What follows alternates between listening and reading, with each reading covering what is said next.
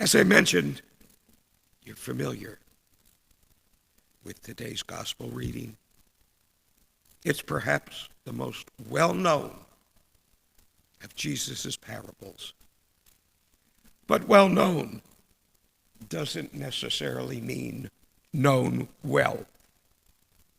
And what we do know isn't as important as what most of us probably don't know, which is understandable because it's not there to know. In other words, there are no other words. So if we're missing something, it's because that something is missing in the parable. Confused? Join the club. Not to knock Luke. He's an excellent storyteller. Remember, we have Luke to thank for the magnificent tale of Christ's birth that we share each December and never grow tired of. And those same skills are shown throughout his account of Jesus' life. He was sort of like the James Patterson of his day, although in Acts, which is really the second part of his gospel, he may be a little bit more like Stephen King. Yet, in this parable, he does something that even the most bumbling of writers wouldn't. He doesn't include an ending. And by so doing, he leaves out the heart, not only of his accounting, but of the Hebrew Bible and the New Testament. How could he make such a blunder? It doesn't really matter, since the parable is fine and highly instructive, just like it is. Well, let's see. Let's start with the title. Usually we refer to it as the Prodigal Son, which summarizes its traditionally held teaching. Having demanded and received his share of his inheritance from his father, the younger of two sons leaves for a faraway place where, after squandering his money, and by the way, I don't know how the older brother thinks it was on prostitutes. We're never told that, but as you see, it's just another thing to demean. And on the brink of starvation, he realizes the error of his ways, repents, and returns home. There he's welcomed with open arms by his father, who throws an extravagant party for him, much to the dismay of his obedient older brother, who has stayed home and diligently toiled in the family fields. The father in our parable tries to mollify his firstborn by explaining the celebration was warranted because his younger brother, who was lost, has been found. End of story, as it currently stands. And the comforting message it contains. The Father, of course, is our Heavenly Father God, who lovingly and lavishly welcomes any son or daughter who turns away from a wrong-filled life and repents. Comforting, but not quite right. Starting with the misleading title. At the very least, it should be the Prodigal Sons. Prodigal has many meanings, enough to cover both sons and even the father. Or maybe it should be the father with two sons. Or the father with two disrespectful sons. Or simply the two sons. Or maybe, so to make it consistent with the other two parables it's grouped with, the lost sheep and the lost coin, it should be the lost son or the lost sons. Depending on the commentator, the parable's been given all those titles and more. Paul Nuchtelein, who's an evangelical Lutheran pastor and Luke scholar, says, and I quote, "As one of the signs that the parable is Jesus' ultimate parable is that it is named by so many different suggested titles, signifying that it has many, many layers of meaning and interpretation." And he adds, "It seems to fit most major proposals for what the Christian faith is all about." Well, I'd say, who cares what it's called? What's important is what it conveys. Even when we stray, we can gain God's forgiveness through repentance. It's a comforting message. Indeed, since all of us, being human, stray. Only, did you notice something strange? Repentance isn't in the parable. It isn't repentance that prompts the younger son to return. It's being hungry and broke. His transformation isn't within his heart, but rather within his head. Going back to the comforts of home is obviously a more logical choice than staying away and suffering all manner of deprivations. So our wayward boy figures out what he'll tell his father, and he rehearses his spiel until he has it down pat. He'll admit his sin against heaven and offer to work at tedious farming chores in exchange for food and a place to sleep. And that'll be his so-called confession. In short, he'll feign contrition as a means to a self-serving end. However, despite being ready with prepared lines, the younger son doesn't get a chance to recite them. Instead, his father rushes out to enthusiastically welcome him, neither bothering nor caring about repentance. Why? Because he loves his son. He's always loved him. Love trumps everything. Prodigal ways can't change that. And even if his son had been given the chance to offer himself as a field hand, his father would have turned it down. Love and acceptance aren't things that can be bought or bartered for. Everything that I've mentioned are clues to what this parable is truly about. This parable is about grace.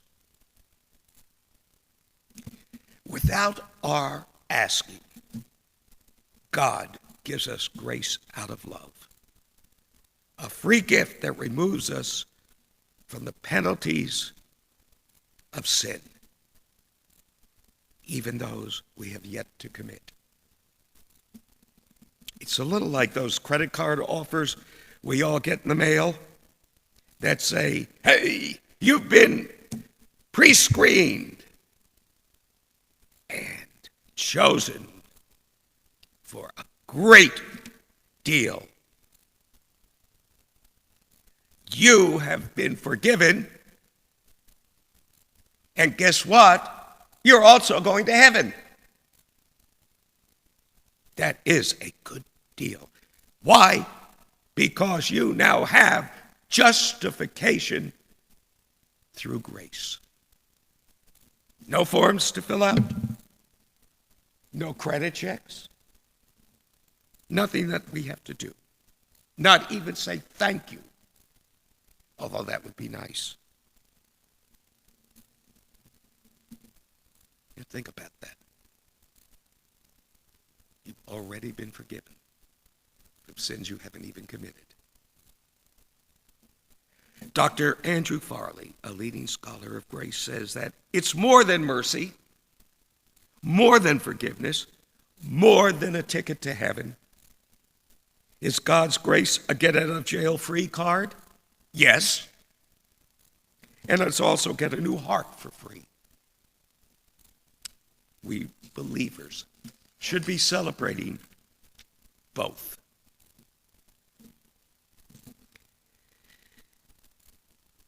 And don't think that grace is a New Testament concept. That's not. As Preston Sprinkle, who has written, lectured, and taught extensively on grace, says, the Old Testament is a kaleidoscope of grace.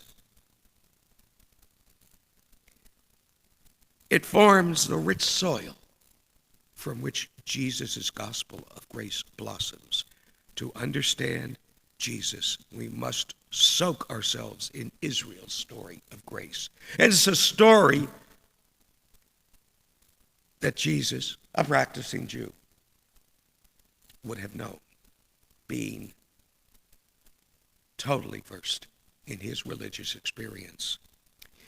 Even the most unsavory of many prominent Hebrew Bible figures, Jacob, the liar, Moses, the murderer, David, the adulterer, are gifted with grace. Examples of, as Sprinkle notes, God delighting in undelightful people and using them to change the world. Whatever the younger son did in today's parable, he's been forgiven. Indeed, he was forgiven even before he did what he did. But there's more to the story. What about the other son? The dutiful son, who resents his brother's actions and the greeting his brother received on his return, and the celebration to which the elder son wasn't even invited. You see, the father wasn't quite God. In a series of parables that involve counting, he wasn't able to count sons. And although he tries to rectify matters when he realizes this, he can't. It's not just the celebration, and it's not just the inheritance, since as the older brother, he'll receive twice as much as his sibling. No, it's deeper and more destructive. He can't even refer to his brother as his brother, but calls him his father's son instead. This, my friends, is a dysfunctional family. The attitudes of the members towards each other goes against God's wishes that all his creations live as a family in harmony. Jews, Gentiles, Christians, Muslims, black, white, all of his creations. Will this be the outcome of the parable? Or will the relationships turn even more toxic? Luke, the master storyteller that he was, doesn't reveal that. It was no blunder. It was deliberate. He would rather we write the ending when we reflect on our own lives, on who we're most like in the parable, whether we'll strive to reconcile or using our get-out-of-jail-free grace card, whether we'll further poison the familial well. This isn't a parable about the prodigal son. This is a parable about us. And my poor sermon only scratched the surface. There's so much more to examine. But if we follow the lectionary, which specifies the 3-year cycle of Sunday Bible readings, we only get the chance once every 3 years, although Congregationalists sometimes stray from the lectionary. It's one of those rules. I don't need those stinky rules that we sometimes follow. Perhaps we should and do alter that calendar so we can consider the seminal portion of the Bible more frequently. And if it turns out, especially since we did it, to fool around with the lectionary, as we do, so what? We can always whip out our get-out-of-jail-free card and be absolved of sin. Amen.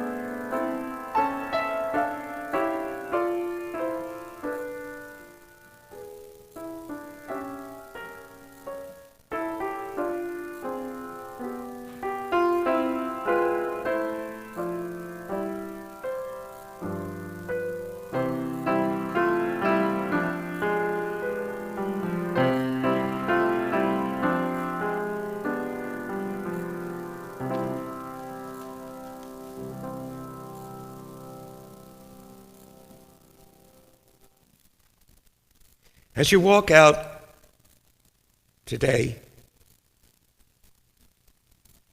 and go about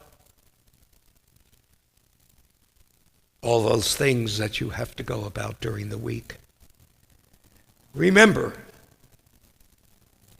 that you do so blessed with grace. Grace that you can just accept like a get-out-of-jail-free card, which the famous theologian Dietrich Bonhoeffer said, is cheap grace. You don't have to do anything. Or you can accept grace and use it as your entrance